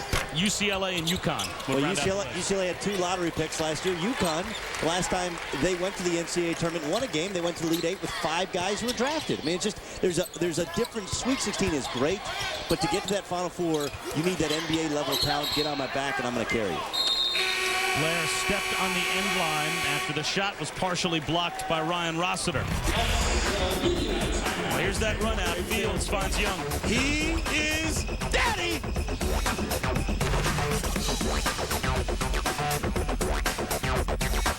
Pittsburgh has opened up a 17-point lead on Siena. Holiday Hoops presented by Kay Jewelers here in the second half of the Steel City. And Thursday night, ESPN with 2 more college basketball games for you. First at 7 Eastern, North Carolina will take on Evansville. And with 9 points, Tyler Hansbrough will surpass Phil Ford for the all-time leading scorer in Tar Heel history. Then at 9 Eastern, Mississippi and Louisville in the Big East SEC Invitational. Holiday Hoops presented by Kay Jewelers on ESPN on Thursday. Only 9 more points for Tyler Hansbrough to become the all-time leading scorer in North Carolina history. Now, interestingly, Bob, Siena only had 3 turnovers in the first half. I think already this half, they have 3 in less than 5 minutes, so it makes a big difference. There's a 4th. Now they got 4. And obviously they cannot even hang around if they're not going to get opportunities. They've come apart at the seams, and it's obvious that Fran McCaffrey's trying to get a message across to Ronald Moore, his point guard, and the only message received is, as bad as they've been at times with him in there with questionable decisions and lack of rotation, getting back defensively, they're worse without him. And of course, Hansbrook still hasn't gotten off the schneid, and I think that's Hasbrook, excuse me. That's really hurt them. All right, you want to have the Hansbrough discussion now? Sure. I don't know. My argument is I cannot imagine that there's 14 guys in this country going to be drafted before him in the lottery. If that happens, there's something wrong. Young can't hit. DeJuan Blair again on the offensive glass. And a fresh shot clock for Pitt. On the front page of ESPN.com today, Chad Ford, the guru, ESPN.com NBA draft guru, had the 14 potential lottery picks, and he was not among them. And my argument for it, and I think it's a discussion people are going to have in college football, and they'll have in college basketball, it's how can you tell me Tim Tebow can't be a quarterback in the NFL? How can you tell me Tyler Hansbrough, with all that great energy, enthusiasm, leadership, can't be a great player? And the argument's the same as when you see J.J. Redick as the all-time leading scorer in the ACC and he barely plays in the NBA. It's a different game. It doesn't take away from how great a college basketball player you are, but it's just different. And the skill set that he has does not traditionally translate that well to the NBA. Not saying he's not going to make a team or be a player on a team that scores, but to say that he's a lottery pick, a potential top 3 guy on his team, I would disagree with. See, he scores 2,500 points at the best program in the country, leads them 3 straight years to all these wins. How can he not be a lottery pick? I just can't even fathom that somebody wouldn't take him. And if I were to break the tie, I would say that after scoring 2,500 to potentially 3,000 points in the most competitive conference for the best program in America, if he ends an NBA career as a double-digit scorer, I would be shocked. Shocked. Yeah, Let's worry about getting him in the lottery first, all right? Then we'll worry about what happens. Well, I guess what I'm saying is, J.J. Redick was a lottery pick, but he's been a bust as a lottery pick. If you're going to be a lottery pick, in the NBA, you better be a double-digit scorer. Yeah. And I don't think Tyler Hansbrough is ever going to be a double-digit scorer in the NBA. I think it's going to be a great test case.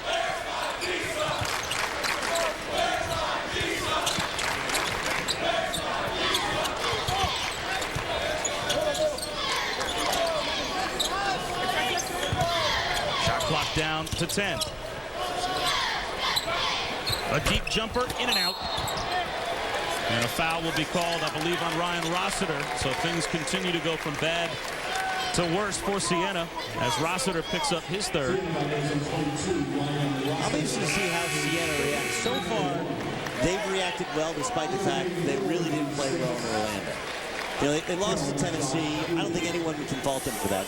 But losing to Wichita State made more plays, then losing to Oklahoma State, missing 16 free throws. And those are 2 games they should have won. Based on their talent, based on their coaching, based on the fact they won an NCAA tournament game last year and 5 returning starters. but yet they bounced back 2-0 in conference play. How they bounce back from this loss to scrubbing will be interesting. Will be a testament to this team. And that's the point. They don't have to beat Pitt. They just have to beat Marist and Loyola. And these games are going to be good for them, but they're tough to win. Chance for a three-point play for Sam Young, and more frustrated looks on the faces of Josh Dool, the rest of the Siena Saints, as the lead has ballooned to 20.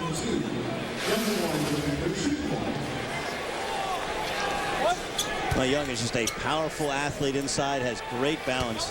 You know, Jamie Dixon and I were talking as the Panthers walked out for their shoot-around today, and he said, see, a lot of people make a big deal of the fact that he's the last one out here. But what they don't realize is he was here this morning shooting for 2 hours. And so, yeah, he's the last one out to practice and the first one to leave, but then he comes on his own and shoots for 2 hours. Another Siena turnover.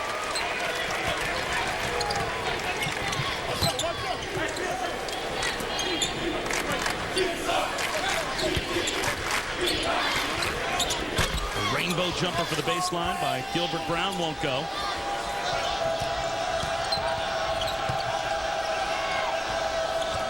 Dool straight away for three. He's got it.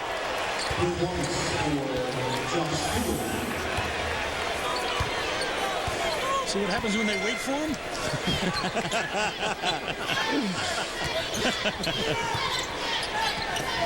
A takeaway by Ubilis at midcourt when he stepped on the sideline and turned it over. You can just see the body language with Siena now. Their heads are hanging and they're, you know, just and no 0 points for Kenny Hasbrook. That's obviously they can't come into a building like this have their leading scorer get blanked. He had 30 last year in the win over Vanderbilt in the NCAA tournament and is a 1,500-point scorer. He'd become a 2,000-point scorer this season if he averages 19 a game. He's averaging 13 a game right now, but he's on the bench, 0 for 6, 0 for 1 from three-point land, no points tonight. And one reason they're struggling a little bit, I mean, and they're 5-3, but one reason they're struggling is because he's struggling so much. You saw Ashton Gibbs with that jump shot. We talked about what Siena's trying to get out of this. When you're Gibbs, you're some of these bench players from Pitt.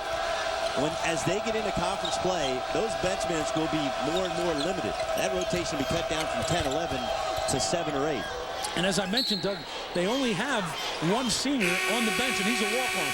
Everybody else freshmen and sophomores. The third-ranked Pitt Panthers with a 20-point lead as we approach the midway point of the second half.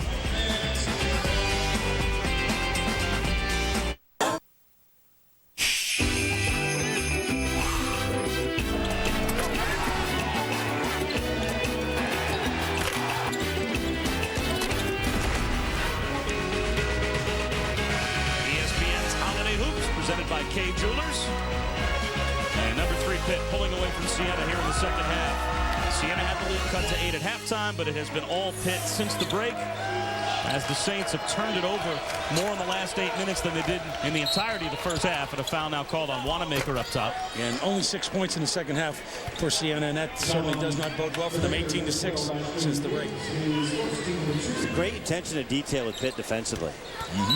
I mean, you watch how they pay attention defensively during walkthrough, and they put it into effect. And it's obvious that little run by Siena didn't phase them. Matter of fact, it made them more focused in the second half. Franklin fades away and comes up short.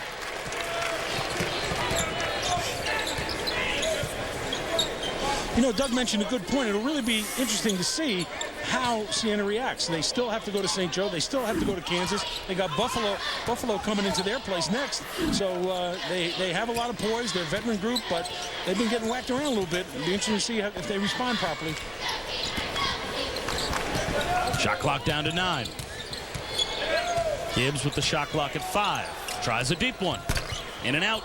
Nice wall off inside by Kyle Downey.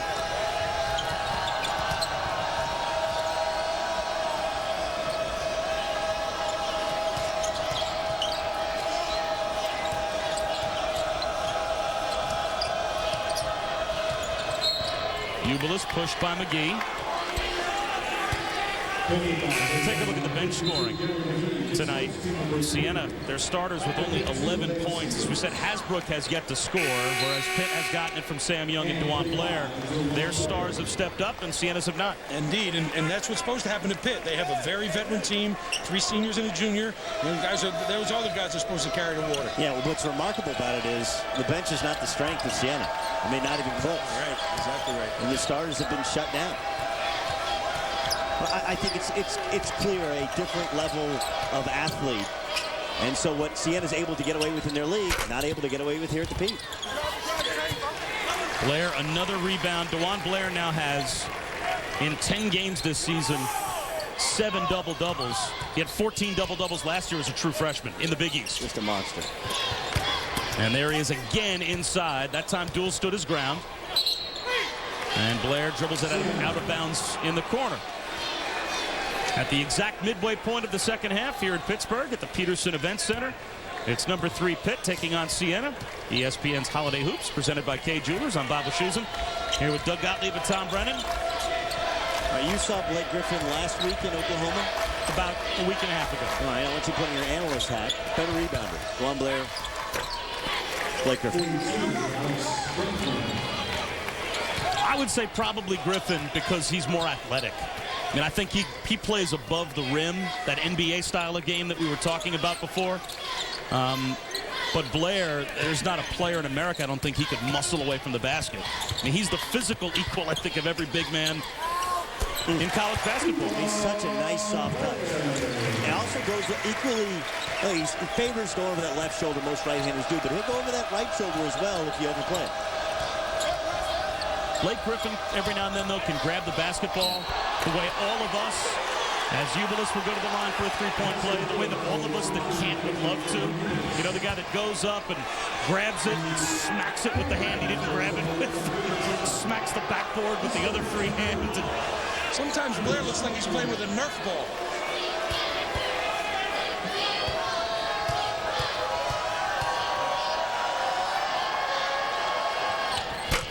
Eubulus can't convert the three-point play. Another rebound for Blair. 17 points to go along with 12 boards. Fields pulls up. Can't get the bounce.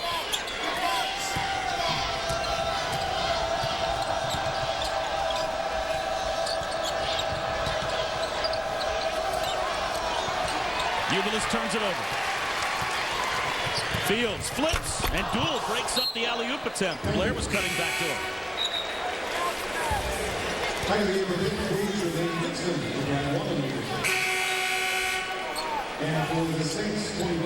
You know, guys, as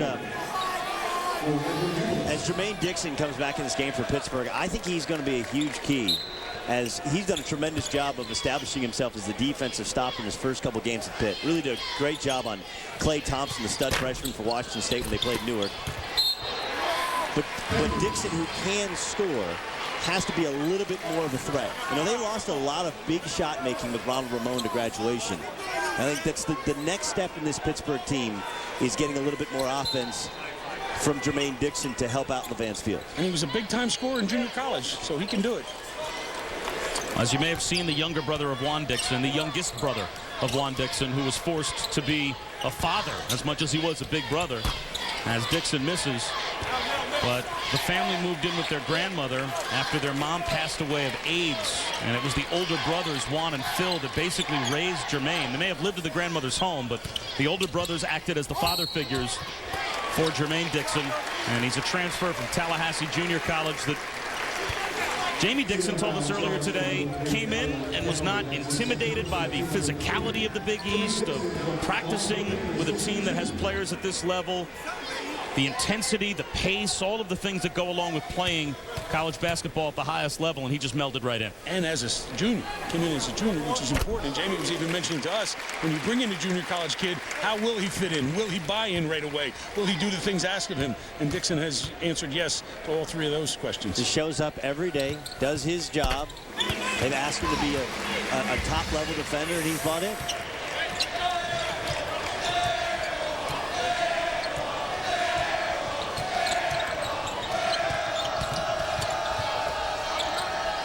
Duel again for three. That one misses badly. Oh, rushed it.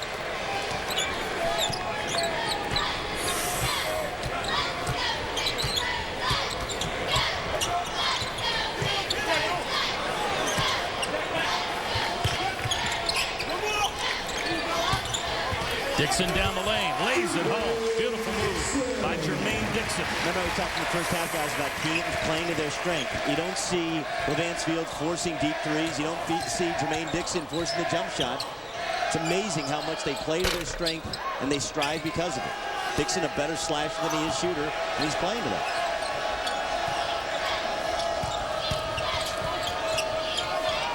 Downey has it stripped away. Tries to call timeout. And it's a held ball. Possession arrow belongs with Pittsburgh. A little over 7 minutes to go here in the second half.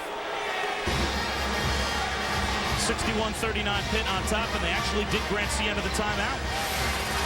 This is what I'm talking about. You know, selfish players or guys that are trying to prove themselves would step up and shoot a three. Dixon hasn't shot the ball well since the exhibition games, but showing that he's completely bought in to the role that's been established for him.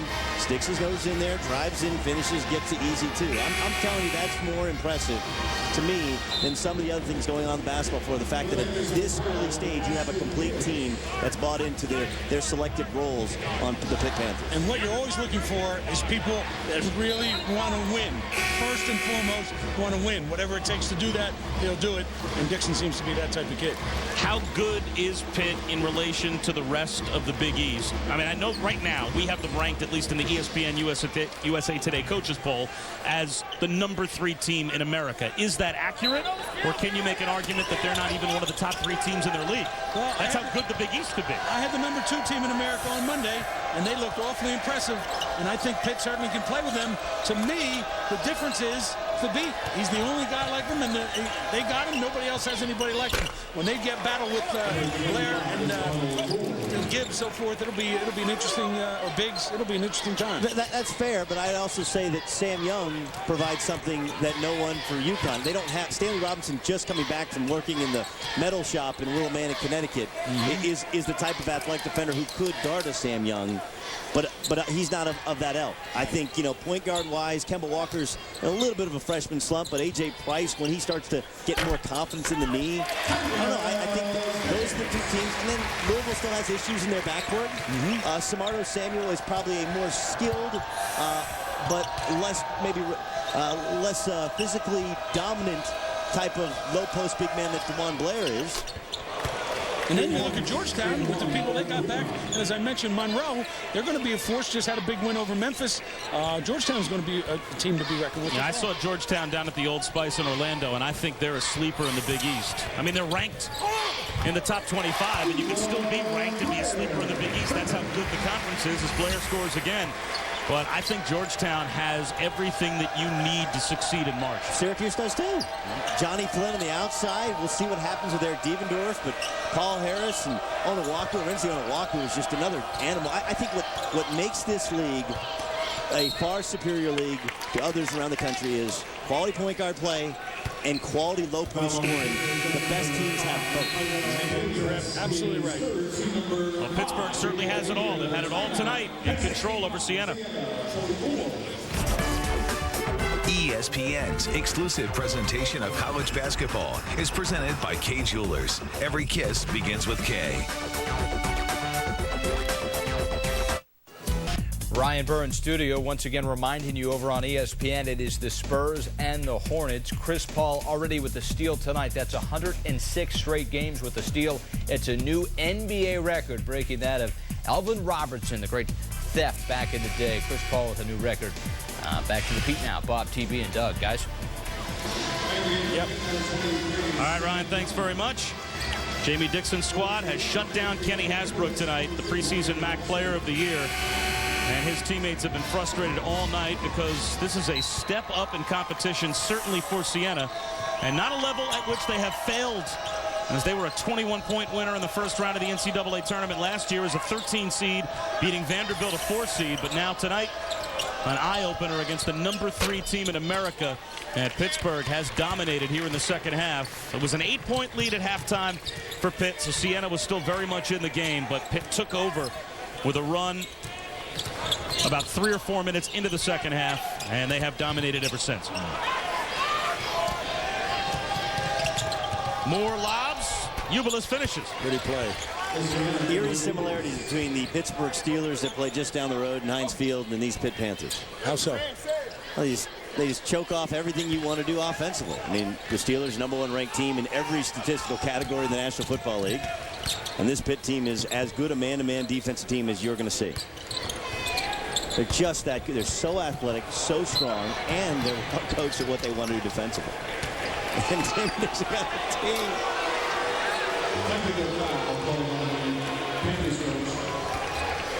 Well, Pitt's Big East Most Improved Player Awards since 2000. Sam Young received it last year. But you're right, these are not, I guess, what you would call household superstar Big East basketball names, but those have been the stars for Pitt teams that have been tremendous during the regular season. And that's Jimmy Dixon picks up the tee and Downey shoots. Well, it does, and Sam Young, who was the most improved player in the Big East last year, is easily the most improved player, they say, on their team this year. Right. He has to be wondering how you pick up a technical when you're up 65-47. Sometimes you have some news and it just won't keep. You got to give it to him. He's an intense young man. Everything he does on game day is down to the second. I mean, he is. And, you know, he was really successful as an assistant coach at Hawaii. You know, Riley Wallace had it going on, and one reason was because he had Jamie Dixon really helping running the nuts and bolts of that program. When he left, Riley's teams weren't as good, weren't as efficient, didn't have as good of players. Went to Northern Arizona with Ben Howland, who he had been with on the staff at UC Santa Barbara, Jerry Pim's staff. From Northern Arizona to here, they turned this thing around overnight. Ben Howland goes to UCLA, and it's one thing when you want to keep it at the same level as Howland had it. They've gone to a higher level since Jamie Dixon has taken over. Downey sits down after connecting at the free throw line. Sam Young is back on for Pitt. And you know, it's funny. When I was growing up in Southern California, Jamie Dixon was one of the hot young assistant coach recruiters in the area. What's maybe most impressive is that he's gone from recruiting the West Coast to when they're at Northern Arizona, they actually recruited Denver a ton, a lot of the mountain region. And then you come to Pittsburgh, where you have no ties, and now they dominate Philadelphia, New York, and Jersey, and they recruit a completely new area, and that's your ability to make friends and to understand the market and understand who's the guy I need to talk to, who's the guy who I need to preach to, that I'm going to make your players into better players, and they'll have a better career because of it. Dixon comes up short in the lane. It's tapped around and out of bounds with 3:47 to go in the second half. Pitt, #3, 65-49 over Siena. Holiday time here in the Steel City.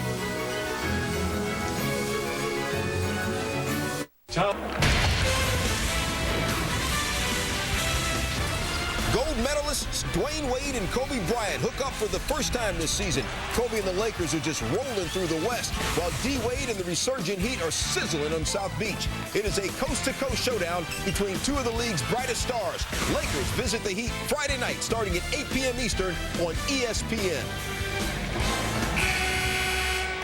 There's the two-headed monster for Pitt, DeJuan Blair and Sam Young. Blair with a double-double tonight. Sam Young back in double figures again. And #3, comfortably in front of Siena, as they have been against most teams they have played this season. Pitt is averaging in their 10 wins a margin of victory of about 23 points per game. Rossiter inside for Siena.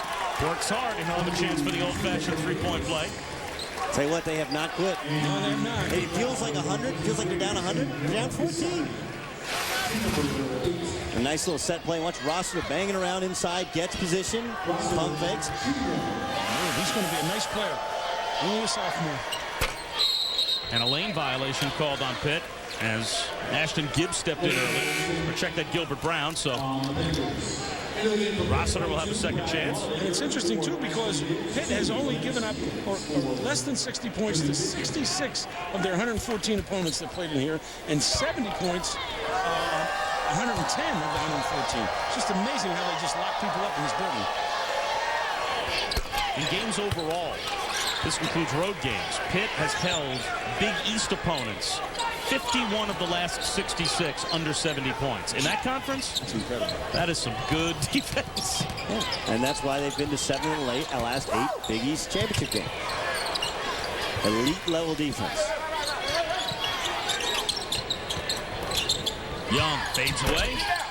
Rossiter the rebound.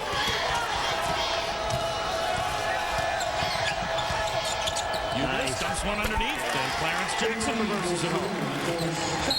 Just like that, 11-point game. Jamie Dixon wants a timeout with 3:03 remaining. You know, when I was at Oklahoma State, we took a ton of pride in never being blown out, especially on national TV, never be embarrassed. Matter of fact, our senior season, I believe our greatest loss was by 11 points. And that's when you start to show pride in the program. Hey, we're not going to get humiliated. You don't want that score because everyone's going to see the bottom line. And in every newspaper in the country, a number 3 ranked Pitt team score is going to be in there. You don't want it to be 30 points. You want it to be 6, 7 points so that if somebody missed the game, they don't know it wasn't really that close in the second half. Well, Fran McCaffrey has a program that I think is not just expecting to be competitive in these games, but based on what they did last year in the first round of the tournament to Vanderbilt, they're expecting to win some of these games. And you know, Tom, so far this season, unfortunately for Siena, they have lost relatively lopsided games to the top teams they've played. Obviously, tonight, they're being respectable here at the end against Pitt, but they lost a pretty lopsided game down in Orlando to Tennessee. Flying in, trying to dunk it home was Brown. And he hit the side of the rim. And this is a big trip for the Saints. Jackson for 3. And he got pushed. Blair the rebound. What an outlet. Oh, my goodness. Brown throws it down plus the foul. He got it right that time. Now look, it's not Kevin Love throwing it through the net, but it's still every bit as impressive. 3 guys around him, overhead, just snap on the money. And this time, Gilbert Brown finishes.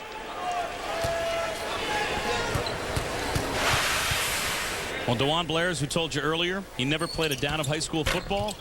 And he was still, as he gets the offensive rebound here, recruited by Penn State to play football for the Nittany Lions. I think he played in the NFL.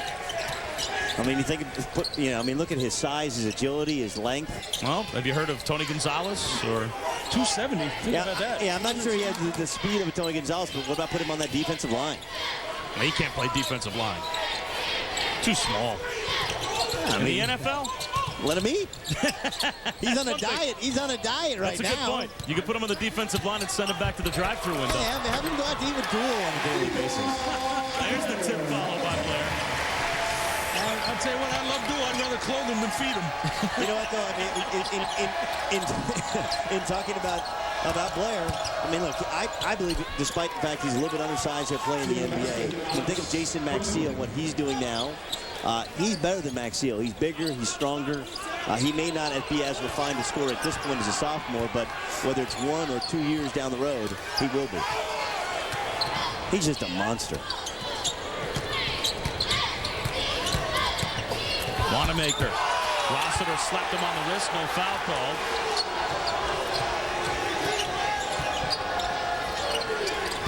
And from downtown, knocking one home is Moore. And a quick timeout called by Fran McCaffrey as the lead has been cut to 10 with 1:29 to go. Never stop coaching. That's it. That's a very good point. And Pitt's walking with their head down now. They just kind of want to get this thing over and go home. Yeah, I mean, I got a chance to play for Fran McCaffrey as he was an assistant coach under John McLeod at Notre Dame. He's a head coach at Lehigh. Took Lehigh to the NCAA tournament, then goes to Notre Dame. Was there 11 seasons, then goes to UNC Greensboro, takes them to the NCAA tournament. Now he's taking Siena to the NCAA tournament, and his passion for the game and what he relates to his players is just constant. Never stop playing. Play all drills, all out, all your plays, run them all out, and it's really a positive mentality. You see him here with Digger Phelps on the staff, 88, 89, Notre Dame Fighting Irish. And Franny was a heck of a player in his own right. Started at Wake Forest, finished his career at Pennsylvania, and really a fine college basketball. White Magic was his nickname. Really drop dime, 6'4" point guard from Philly. And he was telling us this 10-year-old gets so involved in the games, if they start to lose, he goes up to his room. I hope he didn't go too early tonight because he'd be happy with the comeback his father's team made. Clarence Jackson called for that foul for Siena as Pitt was trying to inbound the ball. For Siena, that is their 8th team foul. But check that, their 15th foul. Brown on a run out, throws it down.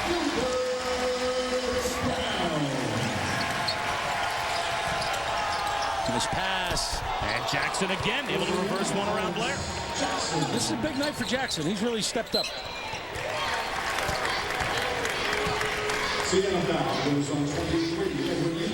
Edwin Ubelis with a foul in the backcourt. Team foul number 6.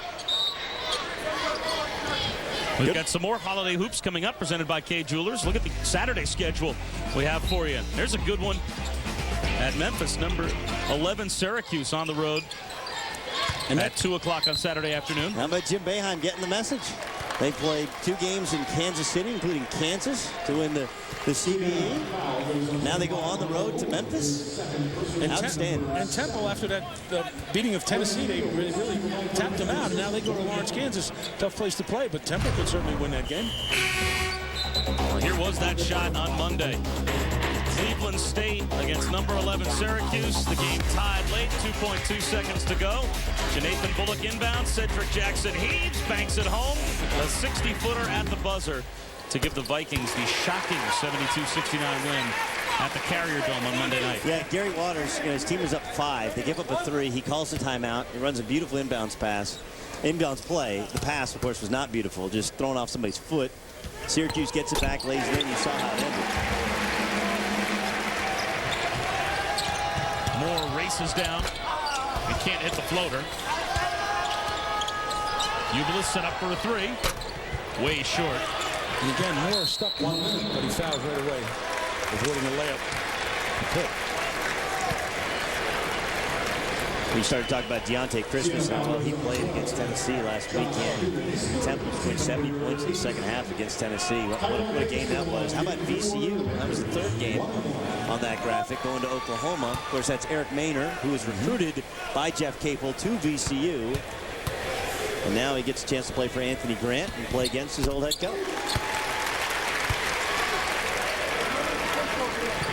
I'd like to see Biggs and Blair against the brothers Griffin in a 2-on-2 game.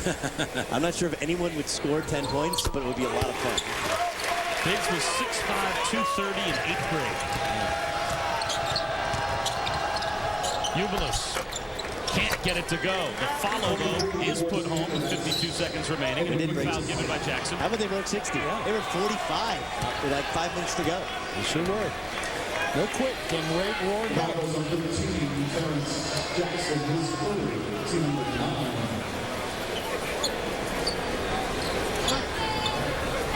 We've got about 50 seconds to go in our game, and then coming up next, we've got NFL's greatest games. We'll look back at Super Bowl 32, the Broncos against the Packers. That game played in San Diego. And one of the 2 that John Elway won at the end of his career. And I just want to say to my brothers here, best wishes for a great holiday season. I know you got about 9 kids between you, and so I know Santa's coming to both your houses, but it's always enjoyable working with you guys.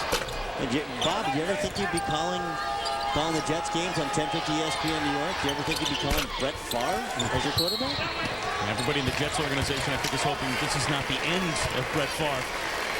As he hinted during his press conference yesterday, he's thinking, this might be the last few games of his career. It's the first time he said it this season. He says it all the time. It might be. And then again, it might not. And then again, we'll talk in June. Well, of course, TB to you. Merry Christmas. Thank you. Your lovely life, Lynn. I mean, just allow us to spend time with you is enjoyable, even though she's not allowing you to pick up the check at the steakhouse the night before the game anymore. That was embarrassing to me. I don't want you to know that. I don't do much, but I can spend money with the best of them.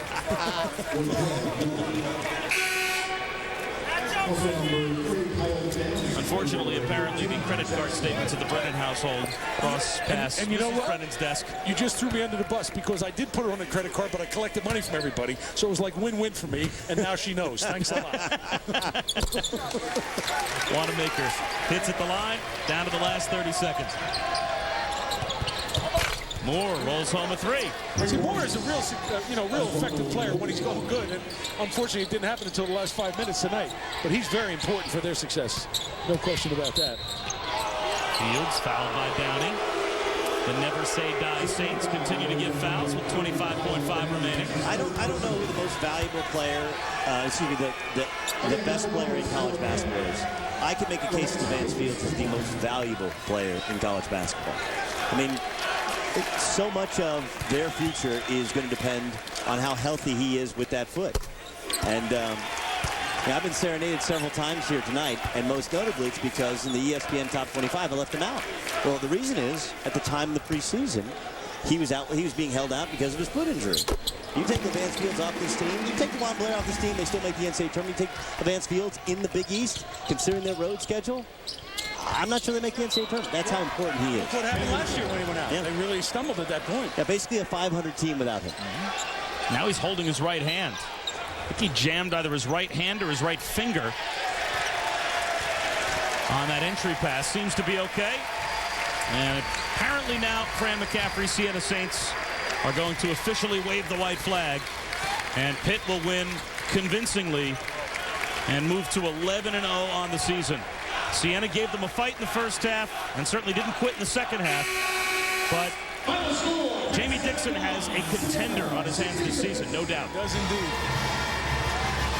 Well, they're a very fine defensive basketball team, really, really athletic, and that DeJuan Blair continues to improve his ability to score at the low block.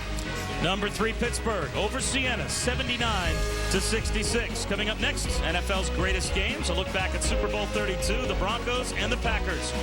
For Doug Gottlieb and Tom Brennan, I'm Bob Wischusen saying so long from the Peterson Event Center in Pittsburgh. This has been a presentation of ESPN, the worldwide leader in sports. Enjoy the rest of your weekend. A bunch of holiday hoops action throughout the day on Saturday afternoon.